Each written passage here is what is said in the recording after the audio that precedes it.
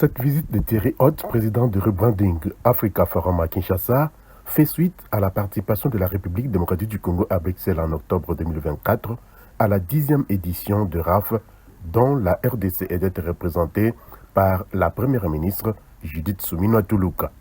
À Kinshasa, Thierry Hott a fait part à la chef du gouvernement de la volonté des institutions de développement de plusieurs pays et entreprises à investir en RDC dans divers secteurs, parmi lesquels l'agriculture, les infrastructures et la transformation des produits locaux.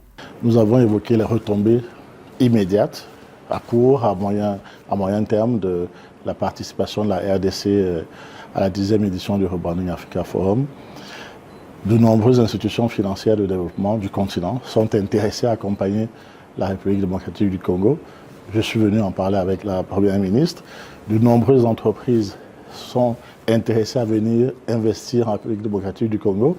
Je suis venu également en discuter avec la Première ministre.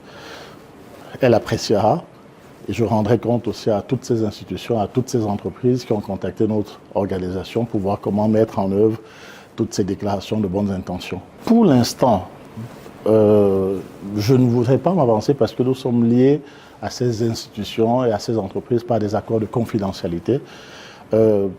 Quand les accords seront signés, vous le saurez, le grand public, la presse le saura, mais les discussions vont, de mon point de vue, dans la bonne direction.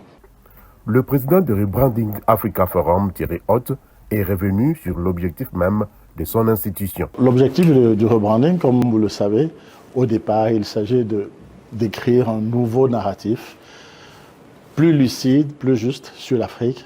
Le rebranding, comme son nom l'indique, c'est le repositionnement de l'image de l'Afrique.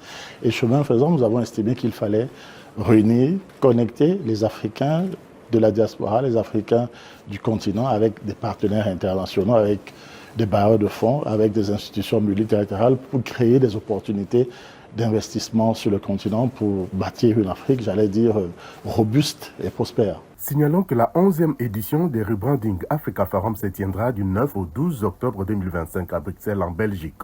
Ce sera l'occasion pour la RDC de mettre en avant-plan les atouts de son soft power pour un développement durable du pays.